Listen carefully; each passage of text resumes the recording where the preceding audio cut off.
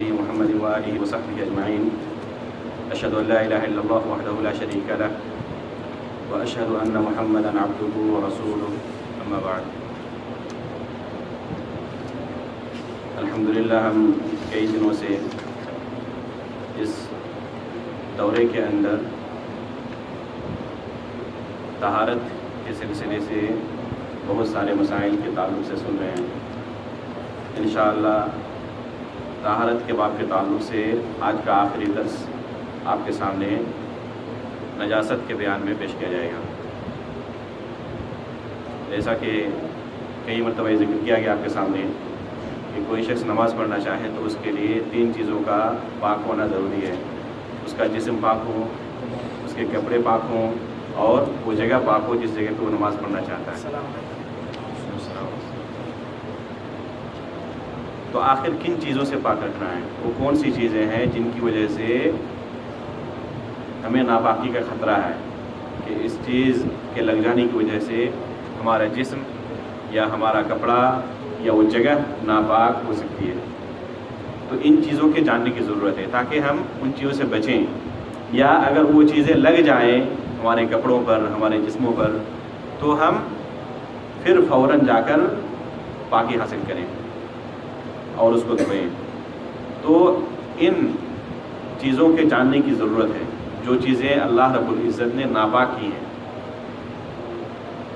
گزشتہ دروس کی طرح پھر ایک بار کہہ رہا ہوں کہ کسی بھی چیز کے پاک اور ناپاک ہونے کا فیصلہ ہم اپنے عقل سے نہیں کر سکتے، بلکہ اس کا دار و مدار کتاب و سنت پر ہے.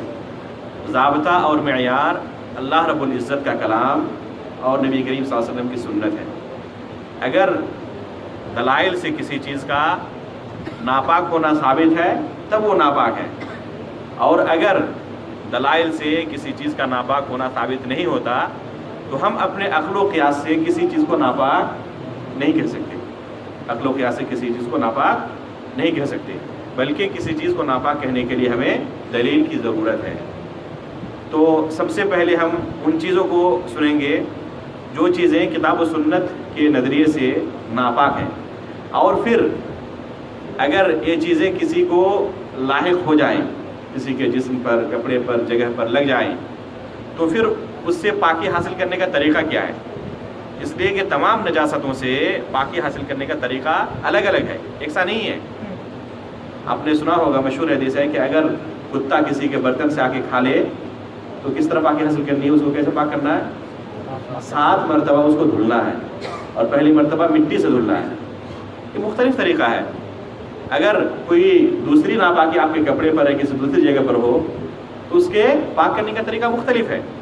اس لیے ہمیں یہ بھی جاننے کی ضرورت ہے کہ اگر ناپاکی لگ گئی تو ہم پاک کیسے کریں، اس کا طریقہ کیا ہے.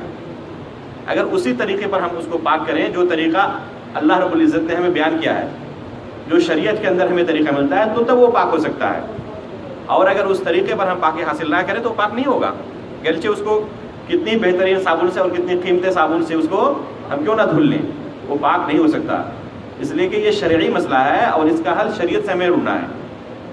تو سب سے پہلی چیز ان ناپاک چیزوں کے اندر، نجاستوں کے اندر، پہلی چیز ہے کہ انسان کا پیشاب اور پاخانہ. انسان کا پیشاب اور پاخانہ یہ ناپاک ہے، اور اس کی بے شمار دلیلیں کتاب و سنت کے اندر موجود ہے پیشاب اور پاخانے کے ناپاک ہونے کی، اور یہ متفق علیہ ہے.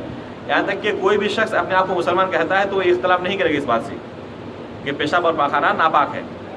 نبی کریم صلی اللہ علیہ وسلم ایک مرتبہ نماز پڑھ رہے تھے، اور دوران نماز آپ صلی اللہ علیہ وسلم نے اپنی جوتیاں اتار کے نکال دی، باہر کر دی. صحابہ اکرام بھی اپنی جوتیوں کو اتار دیے. نماز کے بعد نبی صلی اللہ علیہ وسلم نے پوچھا کہ تم لوگوں نے اپنی جوتیاں کیوں اتاری؟ انہوں نے کہا کہ اللہ کے رسول، ہم نے آپ کو دیکھا اتارتے ہوئے تو ہم نے بھی اتار دی. یہ ہے اتباع سنت کا جذبہ. سبب معلوم نہیں ہے، لیکن نبی صلی اللہ علیہ وسلم کو کرتے ہوئے دیکھا، فوراً اتباع. تو انہوں نے یہ جواب دیا، نبی صلی اللہ علیہ وسلم نے کہا کہ میری جوتیوں کے اندر گندگیاں تھیں، پاخانے تھے، اور مجھے اس کا علم نہیں تھا. اگر علم ہوتا تو پہلے میں شروع ہی نہیں کرتا نماز اس پر. جبریل امین دوران نماز میرے پاس آئے اور میں نے ان کے خبر دینے کے بعد جوتیوں کو اتارا تھا. تمہاری جوتیوں کے اندر تو گندگیاں نہیں تھی, انہیں اتارنے کی کوئی ضرورت نہیں تھی. تو اس سے دلیل ملتی ہے کہ پاخانہ ناپاک ہے, اس سے نماز نہیں ہوتی. اسی طرح اس میں عقیدے کے باب میں بھی دلیل ہے. کیا ہے جی؟ نبی صلی اللہ علیہ وسلم علم غیب نہیں جانتے تھے. اگر علم غیب جانتے ہوتے تو پہلے ہی جوتیاں کھول کر نماز شروع کرتے. جی, نماز کے درمیان اتار دی نبی صلی اللہ علیہ وسلم نے جوتیاں, اور صحابہ کرام نے بھی اتار دی. تو پیشاب اور پاخانے کے ناپاک ہونے کے بارے میں کسی مسلمان کے درمیان کوئی اختلاف نہیں ہے, چاہے عام شخص ہو چاہے عالم دین ہو, یہ متفق علیہ چیز ہے. اسی طرح پیشاب کے ناپاک ہونے کی بھی بہت ساری دلیلیں موجود ہیں. ابھی گزشتہ کل جو دلیل آپ کے سامنے ذکر کی گئی تھی, یا جو مرد اور عورت کے درمیان فرق ذکر کیا گیا تھا, کہ اگر چھوٹا سا بچہ ہو, لڑکا ہو, تو جب تک کھانا نہ کھائے یا 6 مہینے کی مدت تک اس کا پیشاب پاک ہے, صرف اس کو چھینٹے مارنے کی ضرورت ہے. لڑکی کے پیشاب میں شروع سے ہی. اور اگر پھر دونوں بڑے ہو جائیں تو دونوں کا پیشاب کیا ہوتا ہے؟ ناپاک ہوتا ہے. تو بے شمار دلیلیں موجود ہیں پیشاب و پاخانے کے ناپاک ہونے کے سلسلے میں, اس میں کوئی اختلاف نہیں ہے. دوسری چیز ہے حیض کا خون. حیض کا خون جو عورتوں کو آتا ہے ہر ماہ, یہ خون ناپاک ہے. نبی کریم صلی اللہ علیہ وسلم سے ایک عورت حیض کے خون کے سلسلے میں سوال لے کر گئیں, تو نبی پاک صلی اللہ علیہ وسلم نے ان کو کیا مشورہ دیا کہ جب یہ خون آئے تو اس کو فغسلی عنک الدم وصلی, اپنے کپڑے سے یا اپنے جسم سے اس خون کو دھلو, اس کے بعد نماز پڑھو. تو حیض کا خون یہ ناپاک خون ہے, حیض کا خون یہ ناپاک خون ہے. تیسری چیز ہے الودی. ودی کہتے ہیں پیشاب کے بعد بعض لوگوں کو بسا اوقات پانی نکلتا ہے جو لسلسا پن کا ہوتا ہے, جو پیشاب کی طرح نہیں ہوتا. ودی کہتے ہیں اس کو, ودی. اور یہ مرض بہت سارے لوگوں کے اندر پایا جاتا ہے. یہ مرض کچھ کہتے ہیں مرض ہے, کچھ لوگ کہتے ہیں مرض نہیں ہے, ایک عادت عام چیز ہے یہ. تو بہت سارے لوگوں کے ساتھ ایسا پیش ہوتا ہے. تو یہ پانی بھی ناپاک پانی ہے, یہ پانی بھی ناپاک پانی ہے. اگر کپڑے کے اندر لگ جائے تو اسے دھلنا ضروری ہے. کپڑے کے اندر لگ جائے تو اسے دھلنا ضروری ہے, یا جسم کے اندر لگ جائے, کپڑے کے اندر لگ جائے تو اسے دھلنے کے بارے میں نہیں کہا ہے. عفواً یہی سوال کیا گیا نبی صلی اللہ علیہ وسلم سے, تو آپ نے فرمایا کیا کہ اس کو اپنے ذکر کو دھلو, اس کے بعد اس پر پانی کے چھینٹے مار دو, پانی کے چھینٹے مار دو کپڑے کے اوپر, یہ کافی ہے. چونکہ یہ کثرت سے پیش آتا ہے. اسی طرح مزی کا سلسلہ ہے. اس کے بعد جو چوتھی چیز ہے وہ مزی ہے, ناپاک ہونے میں. تو ودی اور مزی یہ دونوں چونکہ کثرت سے اس کا خروج ہوتا ہے, اس وجہ سے اس سے پاکی حاصل کرنے کا طریقہ شریعت نے اس کے اندر تخفیف رکھی ہے, اس کے اندر تخفیف رکھی ہے. اسے دھلنے کی ضرورت نہیں ہے, صرف ذکر کو دھلنا ہے, اعلیٰ تناسل کو دھلنا ہے, اور کپڑے کو کیا کرنا ہے, صرف پانی کے چھینٹے مار دینا ہے, اس سے پاکی حاصل ہو جائے گی. تو چونکہ اگر دھلنے کا ہمیشہ حکم دیا جاتا تو کافی زیادہ مشقت کا باعث ہوتا, تو اسی وجہ سے شریعت نے اس بارے میں تخفیف رکھی ہے. تو المہم یہ دونوں چیزیں, ودی بھی اور مزی بھی, دونوں ناپاک ہیں. ودی کے اندر مزی کے اندر فرق کیا ہے؟ ودی پیشاب کے بعد نکلتا ہے, اور مزی یہ عموماً جمع سے پہلے, یا اگر کوئی شہوت کو اپنے ذہن کے اندر لائے, دل کے اندر خیال پیدا ہو شہوت کا, تو ایسے موقعوں پر یہ پانی نکلتا ہے. تو اس کو مزی کہتے ہیں. دونوں پانی ناپاک ہے, یہ منی نہیں ہے. منی کے درمیان اور مزی کے درمیان فرق کیا ہے کہ منی کی صفت ہے دافق, اچھلتے ہوئے کودتے ہوئے نکلنے کا, اور مزی اچھلتے ہوئے کودتے ہوئے نہیں نکلتا. یہ اہم فرق ہے مزی کے درمیان اور منی کے درمیان. منی کا اگر خروج ہو تو غسل واجب ہو جاتا ہے, منی کا خروج ہو تو غسل واجب ہو جاتا ہے, لیکن مزی کے خروج سے غسل واجب نہیں ہوتا. صرف ذکر کو دھلنا ہے, وضو کرنا ہے, اور پھر کپڑے پہ لگ جائے تو اس پہ صرف چھینٹے مارنا ہے, اس کو صرف چھینٹے مارنا ہے. یہ طریقہ ہے. تو یہ دونوں چیزیں ناپاک ہیں. ایک بار کافی ہے, اس لیے کہ 3 بار مارنے کا حکم نہیں آیا ہے, 3 بار مارنے کا حکم نہیں آیا ہے.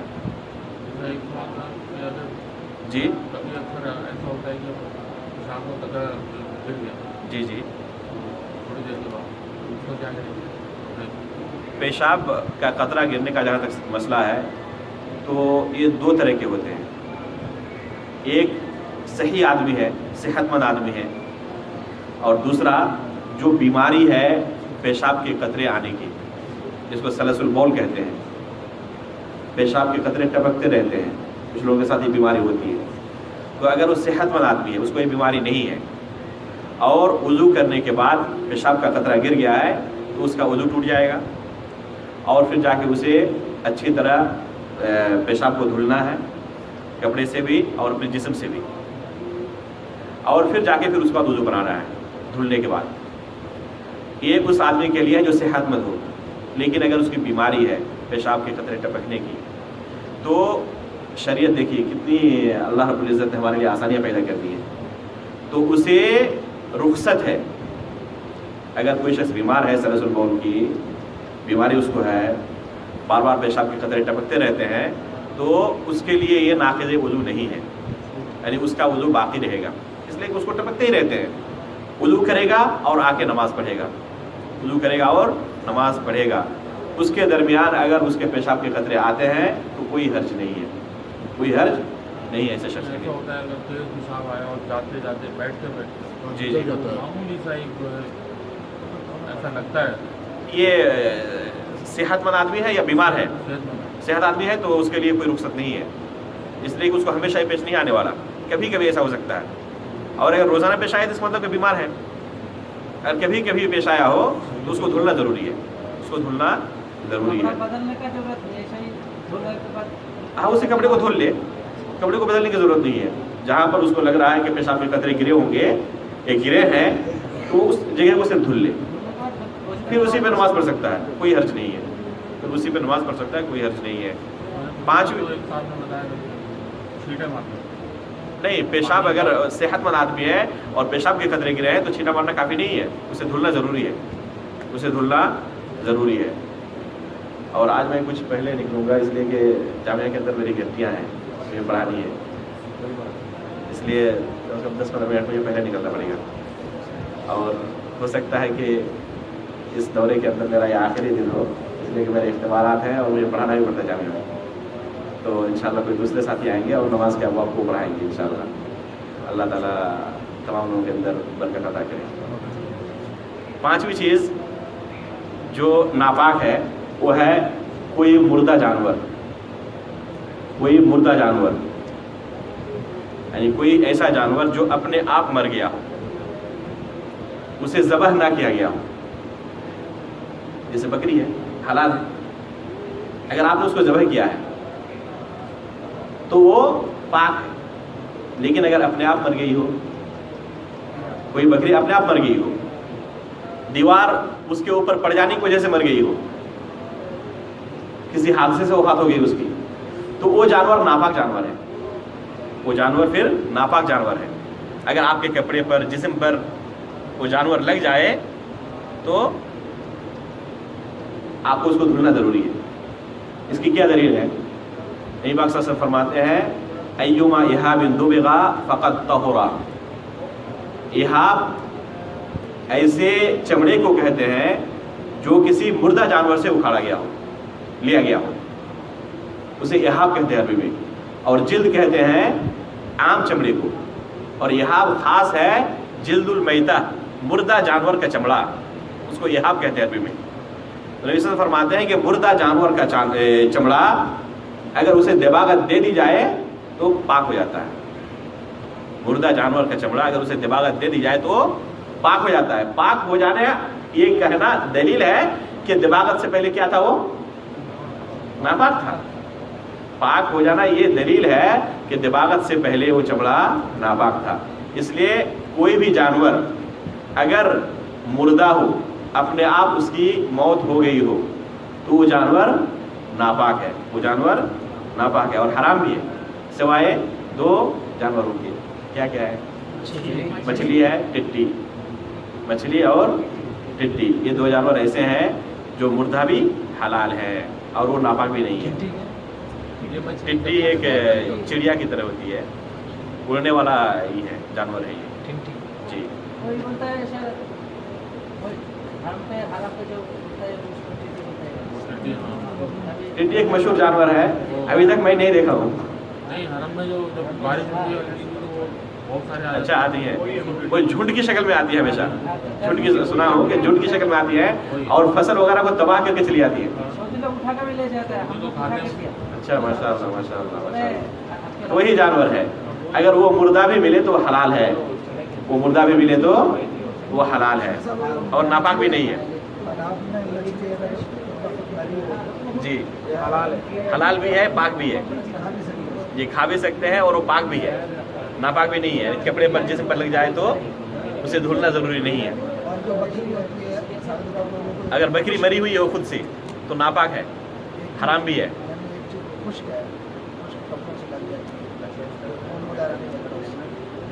उसका जिस्म नापाक पूरा हो चुका है। अगर कोई मरी हुई बकरी है, अपने आप मर गई है और उसका पूरा जिस्म अब नापाक हो चुका है, खून ही नापाक हो जरूरी नहीं है, पूरा जिस्म भी उसका नापाक है। अच्छा अच्छा अच्छा, खाल वगैरह उतारने के लिए हाथ जो लगाएंगे तो उसको धुलना जरूरी है।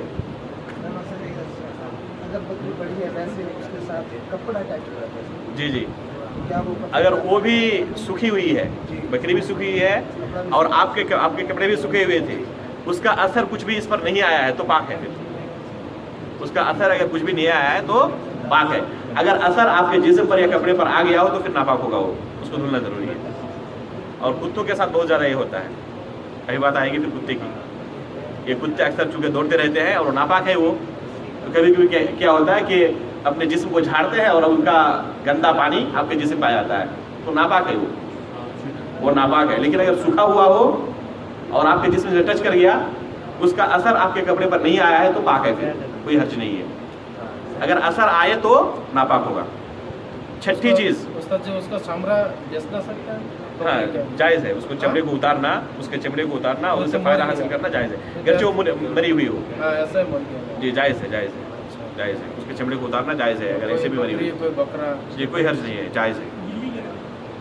बिल्ली का चमड़ा, नहीं ये जो सर टच कर देते हैं इसमें बिल्ली पाक है, बिल्ली नापाक नहीं है।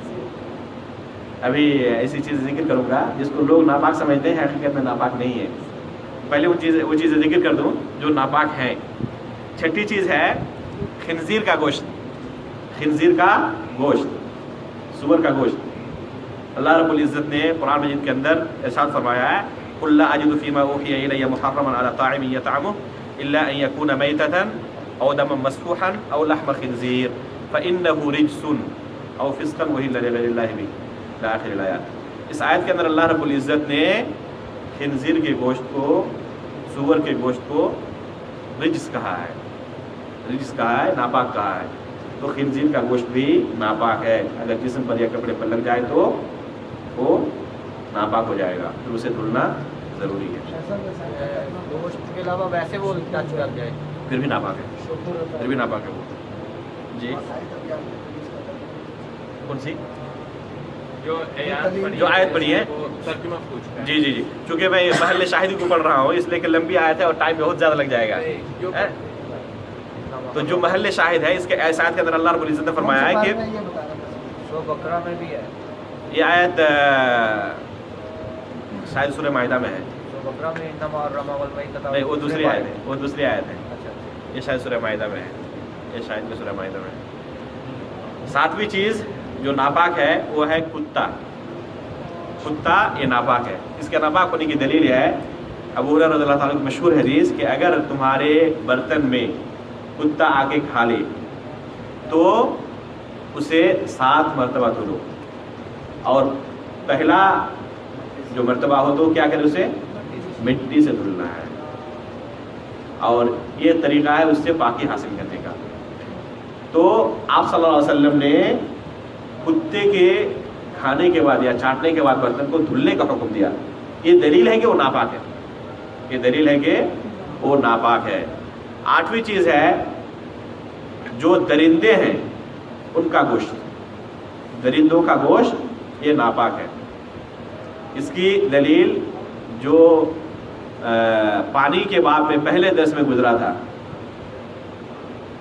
وہ دلیل ہے، کوئی کہہ سکتے ہیں پانی کے باب میں جس میں ذکر کیا گیا تھا کہ کوئی ناپاک چیز اگر پانی کے ساتھ مل جائے اور کیفیت نہ بدلے تو کون سی حدیث تھی وہ؟ ایک حدیث ذکر کی گئی تھی جو اس مسئلے کے اوپر دلیل ہے، بیر بدا والی حدیث، بیر بدا والی حدیث۔ اس میں صحابہ کرام نے کیا سوال کیا تھا کہ اس کنویں کے اندر کتے کے گوشت اور گندی چیزیں آ کے گرتی ہیں اور پھر درندے وغیرہ آ کے اس میں پانی پیتے ہیں، تو کیا اس کے پانی سے ہم وضو وغیرہ کر سکتے ہیں یا پھر اس کا پانی پاک ہے یا ناپاک ہے؟ یہ سوال صحابہ کرام نے کیا۔ آپ صلی اللہ علیہ وسلم کیا فرمایا کہ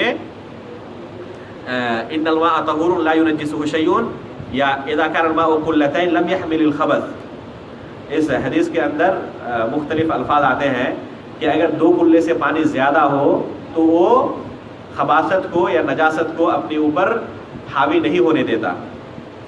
تو یہ دلیل ہے کہ جب اس کے اوپر نجاست غالب آ جائے تو پھر ناپاک ہوگا، جب تک نجاست غالب نہ آ جائے، یعنی اس کی اصل کیفیت جو ہے پانی کی، رنگ بو مزہ نہ بدلی، تب تک وہ پانی پاک ہے۔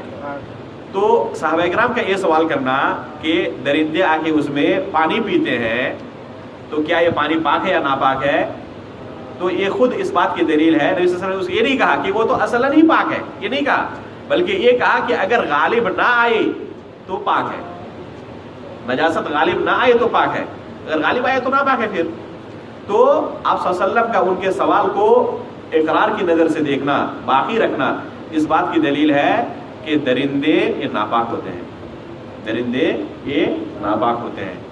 اور 9ویں چیز اور آخری چیز، جو جانور ابھی آپ کے سامنے ذکر کیے گئے کہ ناپاک جانور ہیں، جیسے کتا ہے، سور ہے اور عام درندے ہیں یا مردہ جانور ہیں، تو یہ تمام جانور جو ناپاک ہیں، ان کی ہڈیاں، بال اور سینگ، یہ سب ناپاک ہیں۔ گوشت کے بارے میں آپ سے کہا تھا ابھی کہ ان کا گوشت ناپاک ہے، لحم خنزیر کہا، آیت کے اندر بھی لحم خنزیر آیا ہے۔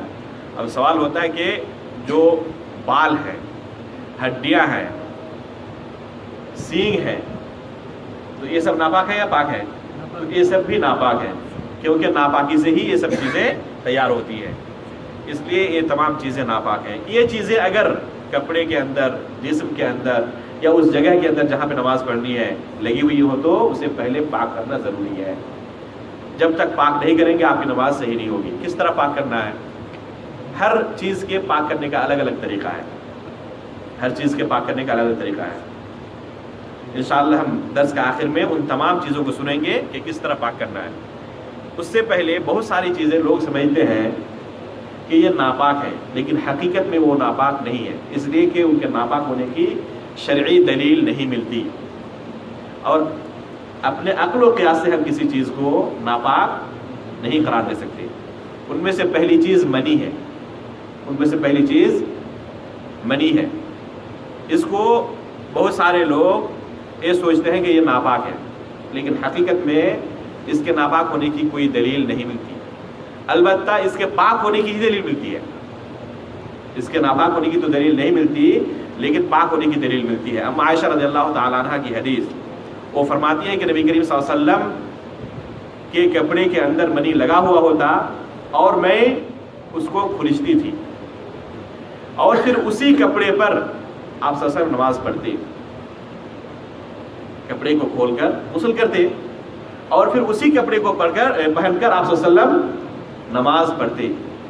اگر منی ناپاک ہوتا تو کسی صورت میں اس پہ نماز نہیں پڑھ سکتے تھے۔ کھرچنے سے وہ پورا کا پورا زائل نہیں ہو جائے گا، کھرچنے سے وہ پورا کا پورا زائل، اس کے اثرات باقی رہیں گی۔ اگر وہ ناپاک ہوتا تو اسے دھلا جاتا، تو اس کے ناپاک ہونے کی دلیل نہیں ملتی، یہاں تک کہ جو حدیث موجود ہے اس کے پاک ہونے کی طرف ہی اشارہ کرتی ہے۔ اس لیے راجح قول کے مطابق یہ منی پاک ہے، ناپاک نہیں ہے۔ دوسری چیز، اس کی جس طرح नापाक हो जाए, कपड़ा नापाक नहीं होगा। जिस्म नापाक कब होगा? अगर जिस्म से वो मनी का खुरूज हुआ हो, सही जिस्म से मनी का खुरूज हुआ हो तो गुस्ल वाजिब होगा, सही है, गुस्ल वाजिब होगा। लेकिन जिस्म आपका नापाक नहीं हुआ है, सही है, जिस्म नापाक, अभी वो कहेंगे कि अगर जिस्म के अंदर जो अरक होता है, क्या कहते हैं उसको, पसीना, पसीना, पसीना, तो ये सब नापाक नहीं होता। अगर कोई जुनबी शख्स हो या अपनी बीवी से जमा किया हो, तो अगर उसके जिस्म को हम नापाक कहेंगे तो उससे पसीना भी निकलता है। वो पसीना अगर आपके साथ मुसाफा करने की वजह से लग जाए, या वो अगर कपड़ा पहना हो तो उसके कपड़े पे भी पसीना लगेगा, तो कपड़ा भी नापाक होना चाहिए और उस कपड़े को भी धुलने के लिए हुक्म देना चाहिए। तो ये नापाक नहीं होता, उसका जिस्म अभी पाक है। मनी के खुरूज के बाद भी उसका जिस्म नापाक नहीं हो गया है। नापाक होने का मतलब क्या होता है कि अगर उसके जिस्म से पसीना वगैरह लगे या टच कर जाए किसी कपड़े से या आपके जिस्म से, तो आपका भी जिस्म नापाक होना चाहिए ना, जिस तरह भी कुत्ते के बारे में या इसके बारे में बयान किया गया। लेकिन वो नापाक नहीं होता, गर्चे भी उसका जिस्म भिगा हुआ हो, आपके साथ टच कर जाए तो आप नापाक नहीं होंगे किसी जुल्मी से मुलाकात करने की वजह से। वो अभी आएगा फिर उसका बयान, अबू हुरैरा की मशहूर हदीस इस बारे में। तो उसका जिस्म नापाक नहीं है, उसका जिस्म पाक है, लेकिन उस पर गुस्ल वाजिब है, उस पर गुस्ल वाजिब है। अब देखिए, अभी मजी के ताल्लुक से बात आई थी कि मजी क्या है? नापाक है, मजी नापाक है, जिस्म पर लग गया है तो सिर्फ उसी जगह को धुलना जरूरी है, गुस्ल वाजिब नहीं होता है, गुस्ल वाजिब नहीं होता, इसलिए कि गुस्ल वाजिब होने की दलील नहीं मिलती। और मनी के खुरूज के बाद जिस्म नापाक नहीं होता। अगर किसी जगह पे लगा हुआ भी हो तो वो नापाक नहीं है, दोनों तो जरूरी है। धुले ये सफाई की खातिर है।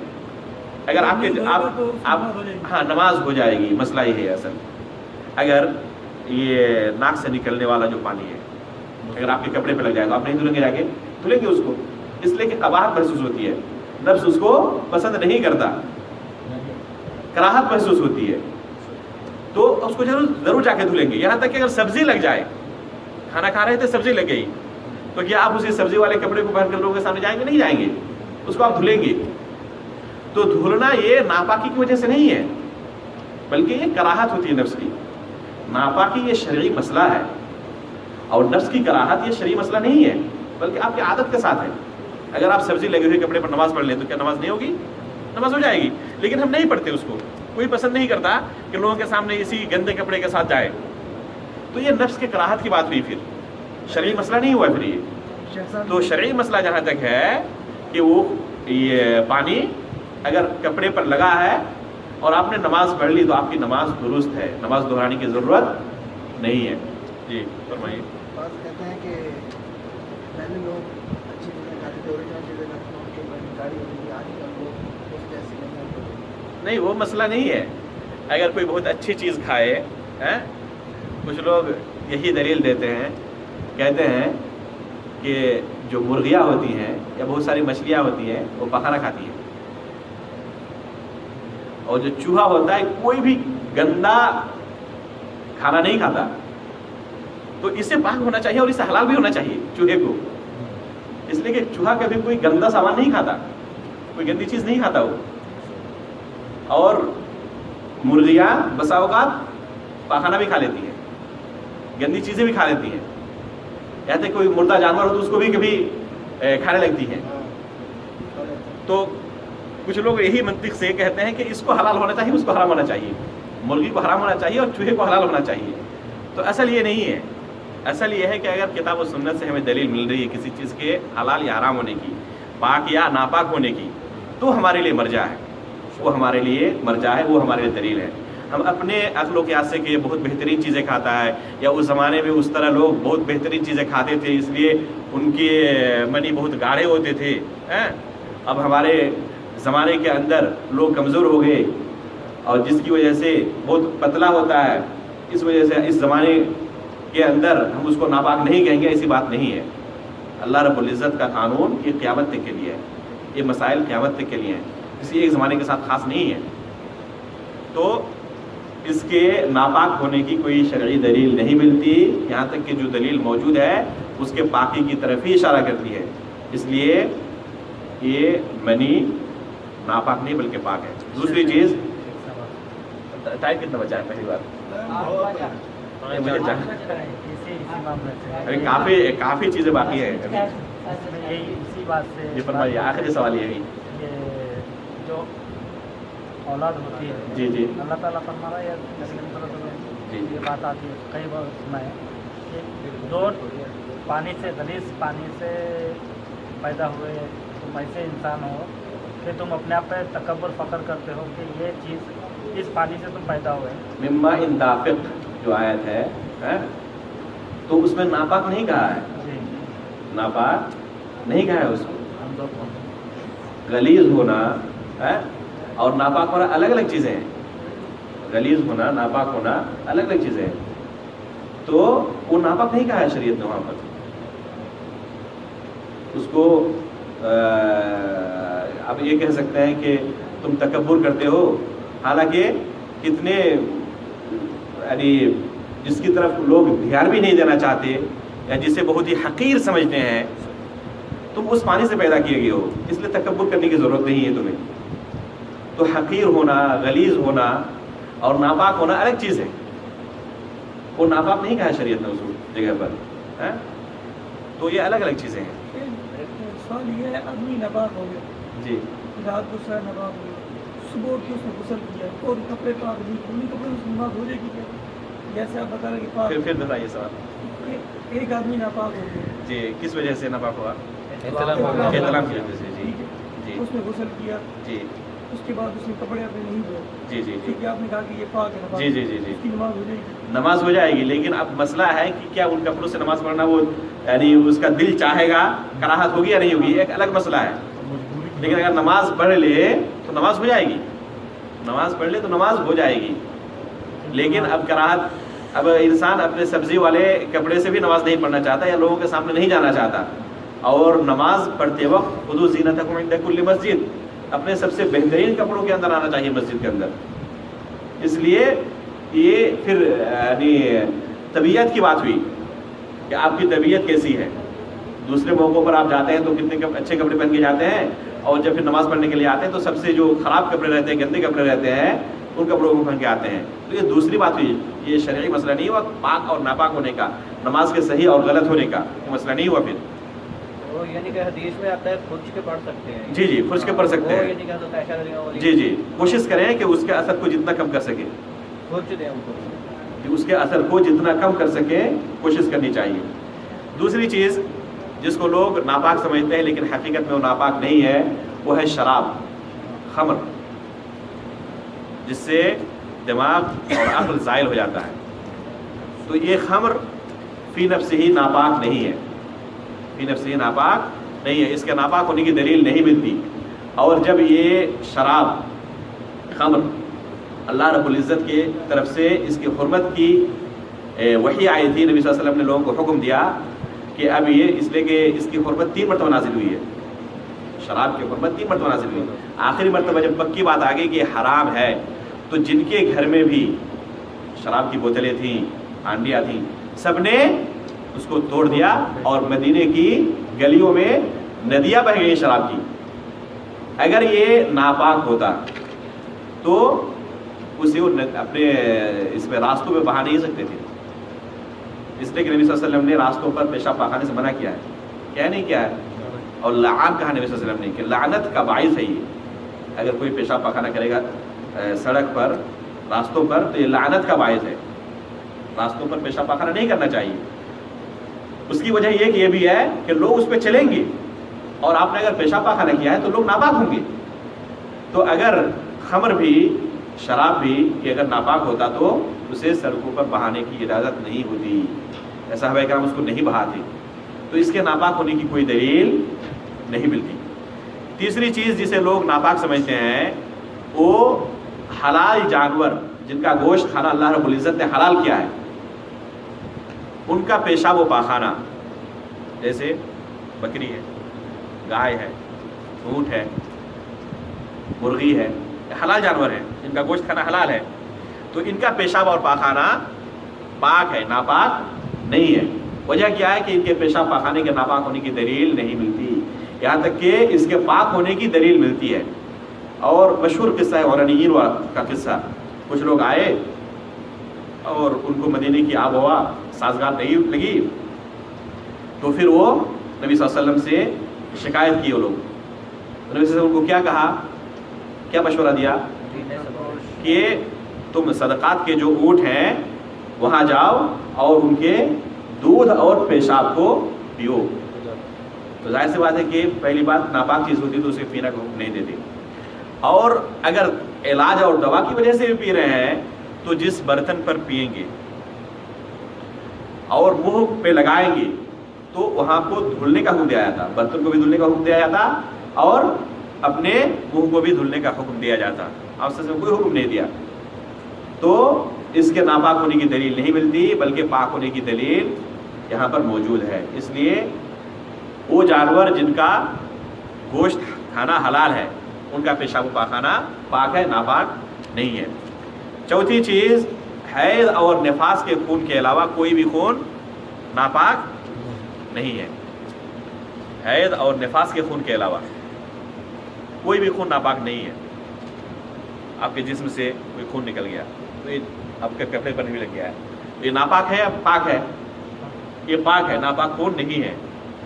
اور اس کی سب سے بڑی دلیل یہی ہے کہ اگر تمام خون ناپاک ہوتے تو الگ سے حیض اور نفاس کے خون کو ناپاک ہونے کی بات ہی نہیں آتی. اگر تمام کے تمام خون ہی ناپاک ہوتے تو الگ سے قید لگانے کی ضرورت نہیں پڑتی کہ حیض اور نفاس کا خون ناپاک ہے، اس لیے کہ وہ بھی تمام خون کے اندر شامل ہوتا.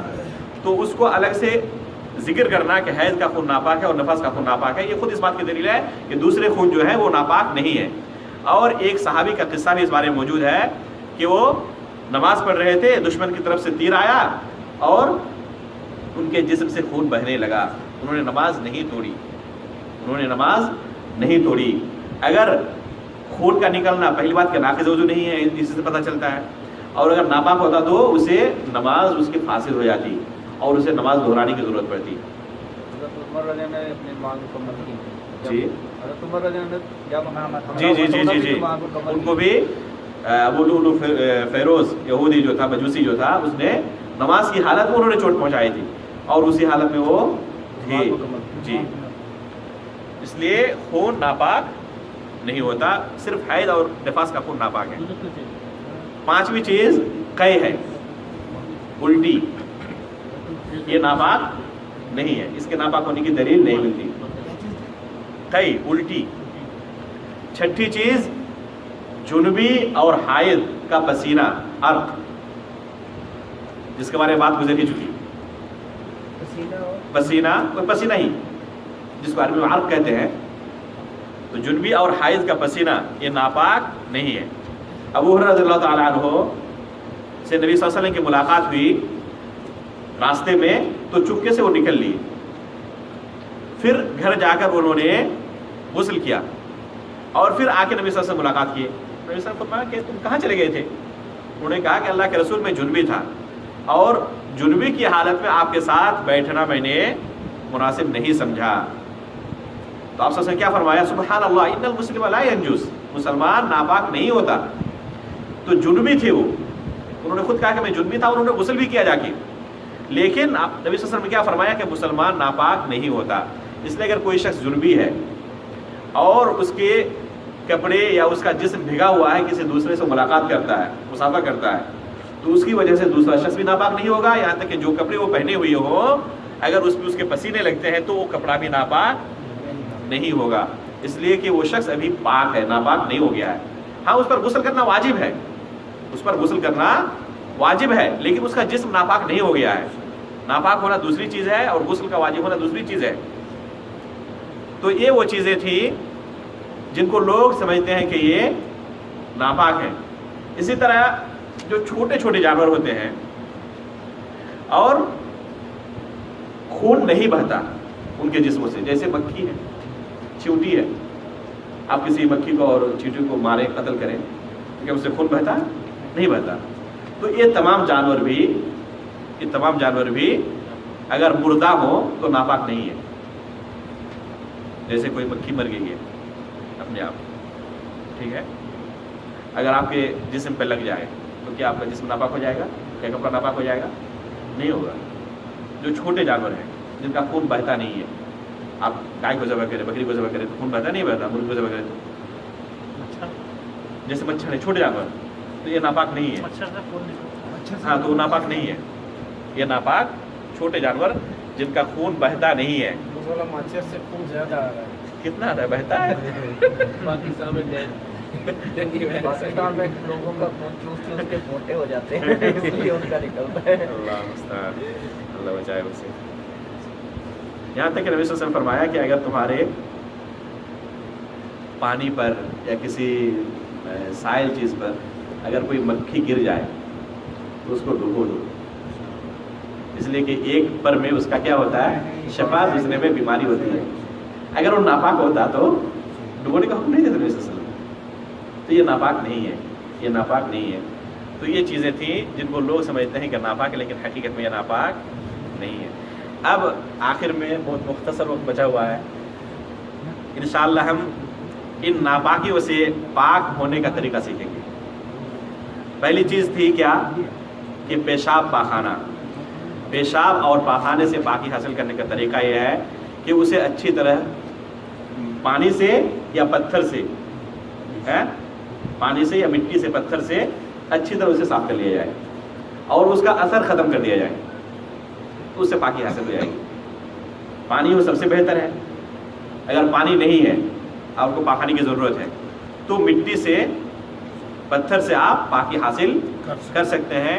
और इस बारे में सही हदीस मौजूद है, कोई हर्ज नहीं है, इससे पाकी हासिल हो जाएगी। अगर हैज़ का खून है, हैज़ का खून है तो उसे भी पानी से धुलने की ज़रूरत है। अगर पानी मौजूद ना हो तो उसे भी पत्थर वगैरह से खुरच कर मजबूरी की सूरत में नमाज पढ़ सकते हैं, कोई हर्ज नहीं है। लेकिन अगर पानी मौजूद हो तो उसे पानी से धुलने की ज़रूरत है, यहाँ तक कि उसका असर ख़त्म हो जाए। अगर कुत्ता, बयान किया गया था कुत्ता नापाक है, किसी के बर्तन में आके खा ली, तो उसे किस तरह पाकी हासिल करेंगे? 7 मरतबा धुलना है। पहला मरतबा मिट्टी से धुलना है। पेशाब अगर है, पेशाब अगर है तो उसे भी धुलने की ज़रूरत है पानी से। लेकिन अगर बच्चा है तो जब तक खाना ना खाए, या कुछ लोग 6 महीने की मुद्दत कहते हैं, उसे सिर्फ छींटा मारते तो काफ़ी है। लेकिन अगर बच्ची है तो उसे भी धुलने की ज़रूरत है। अगर औरतें रास्ते पे चल रही हैं और चूँकि औरतों का पर्दा क्या है, वो पूरा कपड़ा लटका के पहने, तो रास्ते के अंदर गंदगी अगर लगी हुई है, रास्ते के अंदर गंदगी लगी हुई है और चलने की वजह से उनके कपड़े में वो गंदगियाँ लगती हैं कपड़े के किनारे पर, तो उसे कैसे पाकी हासिल करनी है? इसका तरीका यही सवाल किया गया नबी सल्लल्लाहु अलैहि वसल्लम से। तो आप सबसे फरमाया कि उसके बाद जो पाक ज़मीन होगी, उस पाक ज़मीन के साथ रगड़ने की वजह से उसका कपड़ा पाक हो जाएगा। पाक ज़मीन के साथ रगड़ने की वजह से, देखिए शरीर की कितनी तकलीफ है। उसके बाद अगर पाक ज़मीन से वो कपड़ा रगड़ता है तो कपड़ा पाक हो जाएगा। चलना है जी, उसके बाद चले वो, और अगर नहीं चल रही है, पाक ज़मीन के साथ तो चलना है, जी चलना है, तो उससे वो पाक हो जाएगा, उससे वो पाक हो जाएगा। इसी तरह ज़मीन पर अगर पेशाब लग जाए, किसी ने पेशाब कर दी, तो वो कैसे पाक होगा? जी, उसको या तो पानी बहा दे, इसलिए कि कपड़े की तरह तो उसको धुल नहीं सकते, उस पर पानी बहा दें, इस तरह पाक हो जाएगा। या फिर सूरज की शुआएं, तपिश पड़ने की वजह से वो सूख जाए, तभी वो पाक हो जाएगा। तपिश की वजह से वो सूख जाए तभी वो पाक हो जाएगा। मज़ी है और वदी है, जिसका बारे में जिक्र किया गया अभी, कि अगर वो लग जाए तो उससे गुस्ल वाजिब नहीं होता, उसे सिर्फ छींटे मार देना काफ़ी है, उसे धुलने की ज़रूरत नहीं है, ये तखफीफ है। और मज़ी और वदी के खुरूज के बाद खुसियतैन को भी क्या कहते हैं कि धुलने की ज़रूरत है। ज़कर के साथ साथ अपने खुसियतन को भी धुलेगा, अपने अंडों को भी धुलेगा ज़कर के साथ साथ, उसे धुलना ज़रूरी है। अलबत्ता कपड़े पर सिर्फ छींटा मारना काफ़ी है, और उसके बाद उसे गुस्ल करना भी, गुस्ल कराओ, वज़ू करना ज़रूरी है, वज़ू करना ज़रूरी है। اس لیے کہ ناقض وضو ہے. اگر چمڑا ہو مردہ جانور کا تو اس سے کیسے پاک کیا جائے گا؟ جی کیا بول رہے ہیں؟ ذبح کرنا ہے اس کو. ذبح کرنے سے پاک نہیں ہوگا. ویسے پانی سے دھلنا، پانی سے دھلنے سے پاک ہو جائے گا. اور کوئی جواب؟ غسل کرنا ہے. جی طباقت ہے.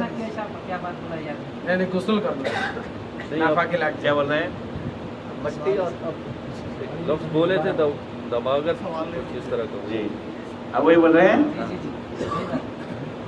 دباغت. یہ طریقہ ہے. میں نے بھی کہا تھا کہ ہر چیز کے پاکی حاصل کا طریقہ الگ الگ ہے. اذا دبغ الاحاب فقط طہر. نبی صلی اللہ علیہ وسلم فرمایا کہ مردہ جانور کا چمڑا اگر دباغت دی جائے تب وہ پاک ہوتا ہے. دباغت کیسے؟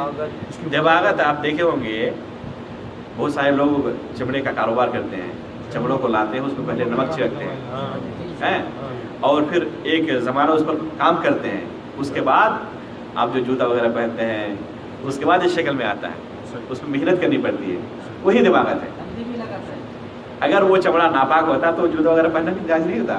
یعنی کہ نمک لگا کے ہاتھ میں نہیں، وہ دباغت دے گا. اس کی پوری کیفیت ہے. جو لوگ کام کرتے ہیں نہیں چمڑے کا نہیں، یعنی کہ انسان کے جسم کو لگ گیا. انسان نے اپنے جسم کو پاک کرنا ہے. اپنے جسم کو پاک کرنا دھل کر پانی سے دھل کر.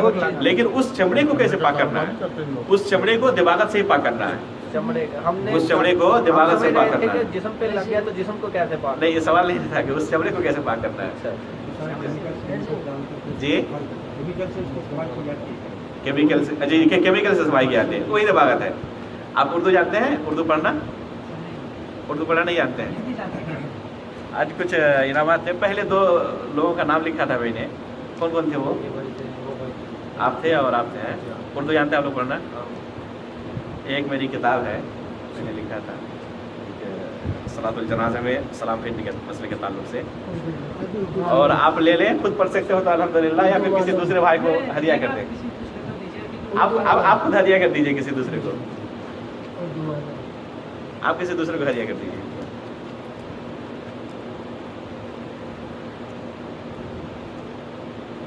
اگر چوہا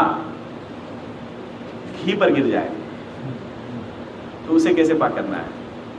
اگر تو یا پانی پر کوئی مردہ جانور گر جائے تو اسے کیسے پاک کرنا ہے؟ اس کو نکال کے پھینکیں اور اس کے آس پاس کا پانی نکال کے پھینک دیں. اس کے آس پاس کا پانی نکال کے پھینک دیں، وہ پانی پاک ہو جائے گا.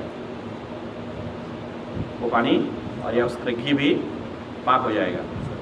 پورے گھی کو پھینکنے کی ضرورت نہیں ہے. یا تیل ہے، کھانے کی چیز ہے، اگر تیل پہ آ کے گر گیا کوئی چوہا، اس لیے کہ چوہا اکثر گرتا رہتا ہے، کھانے کے لیے آتا ہے اور مر کے رہتا ہے وہ، تو صرف اس کو پھینک دے باہر نکال کر، اور اس کے آس پاس جہاں تک آپ کو لگے کہ وہاں تک نجاست سرایت کر گئی ہے اس کو نکال کر پھینک دے.